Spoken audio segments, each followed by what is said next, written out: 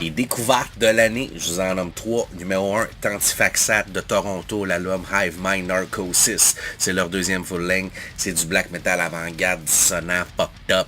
Si vous aimez Bloodhound Snore, Gorguts, Deathspell Omega, c'est votre shit. Ils réussissent à rentrer des concepts musicaux, des changements de pitch que je sais même pas comment expliquer. Ça m'a mind blown. Manquez pas ça, Tantifaxat. Quel groupe de black. Je suis pas très black, mais ça, pour les proggy boys, ça vaut le détour. Sinon, numéro 2, Night Mirror, un projet américano-germanique, USA Germany, l'album Deformity Adrift. On est dans le prog death, ultra detuned, un peu atmosphérique, à la Meshuggah. C'est thick, c'est dissonant, c'est fucked up. Cet album-là, il y a 2 versions, 2 pochettes. Ils ont sorti la première version de l'album, puis ils ont décidé qu'ils voulaient sortir du contenu bonus. Fait sauf qu'ils sont allés down the rabbit hole, ils ont fini par enregistrer plein de tunes, ils ont fait commissionner une autre pochette.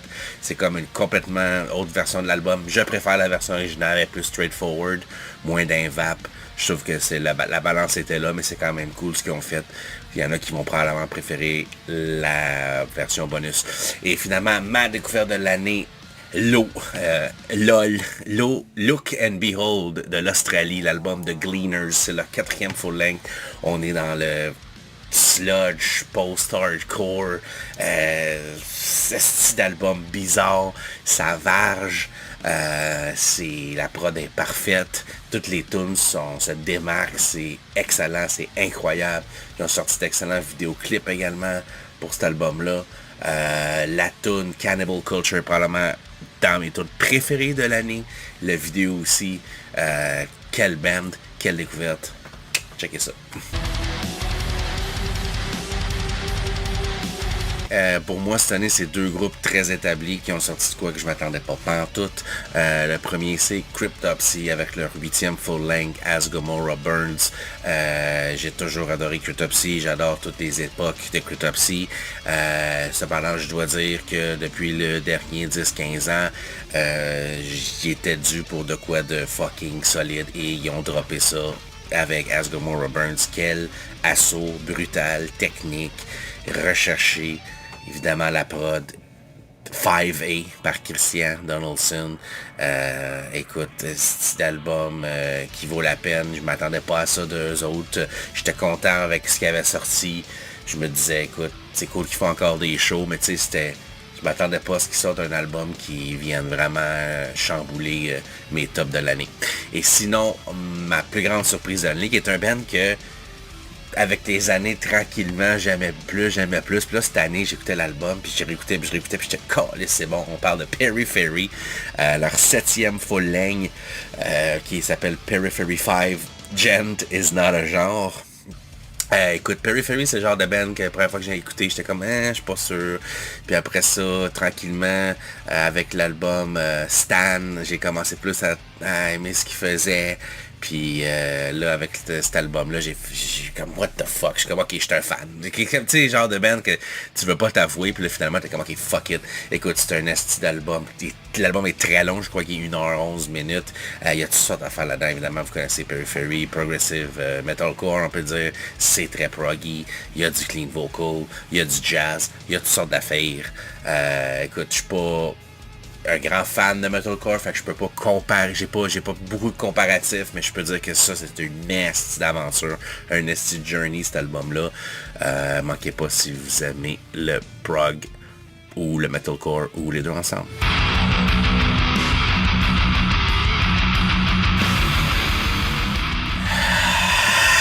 Catégorie spéciale HM2, je vous en nomme 6, il y en a 6 dans mon top 50, on fait ça vite. On a Farsot de la Suède, l'album Morbid Symphonies. HM2, Steak Bleeding Patate, c'est un petit peu mélodique, c'est très agressif, je vous recommande fortement. On a Cryptaos, l'album Cryptaos du groupe Cryptaos du Mexique, également HM2 Straightforward, comme vous aimez, checkez ça, c'est à ne pas manquer. Sinon, on a Omnicidal des Néderlandes, l'album des Omnicidalists, là on est plus dans le Melodette, si vous aimez votre Melodette avec du HM2, c'est le meilleur cette année dans ce style At the Gates type shit. Sinon, on a Wretched Fate de la Suède, qui est probablement dans mon top 3 groupe HM2 ever. L'album Flesh Lighting en 2019 avait tout pété. Avait fait mon numéro 2 overall. HM2 traditionnel, mais avec plus de dissonance.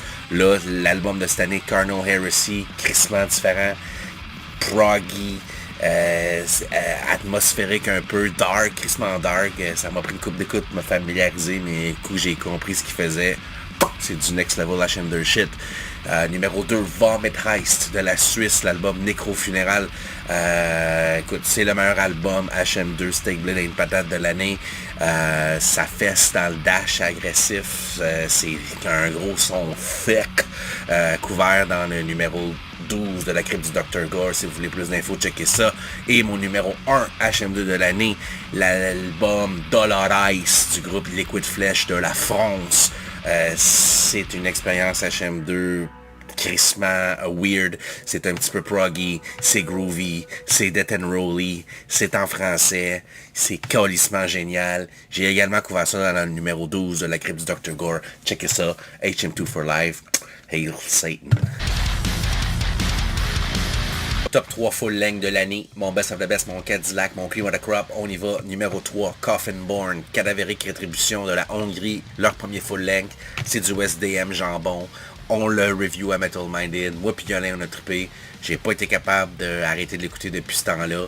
J'ai pas d'explication. C'est comme des cheese doodles, des chip lays. C'est toujours bon, même si c'est con. Ça vaut la peine. Checkez ça. Numéro 2, Eye of Horus, l'album Noxium de Edmonton May Boys, leur deuxième full length. Est d'album de débile mentalos. Si vous aimez Bloodbath, Black Dahlia Murder, c'est comme un merge entre les deux, c'est leur plus grosse influence. J'ai interviewé le groupe dans le numéro 13 de la crypte du Dr. Gore qui va sortir janvier-février 2024. C'est un album parfait, production parfaite par le main compositeur Diego Fernandez, qui est un des meilleurs producers de l'Ouest. Il a travaillé beaucoup avec Chris Donaldson dans le passé. Ça paraît, ça sonne bien, ça sonne parfait. Des gros cris de vocal. Ne manquez pas ça. Mon number 1 de l'année, un petit peu plus deep cut. Ça me surprend de voir d'autres personnes qui l'ont mis en numéro 1. C'est l'album Circulate de Omnivortex, les hosties finlandais sales. La Finlande, leur deuxième full length, c'est prog death, c'est nerdy, c'est moi. Comme l'année passée, mon album préféré, The Wait, ou en 2021, Cognizance, on est plus là-dedans.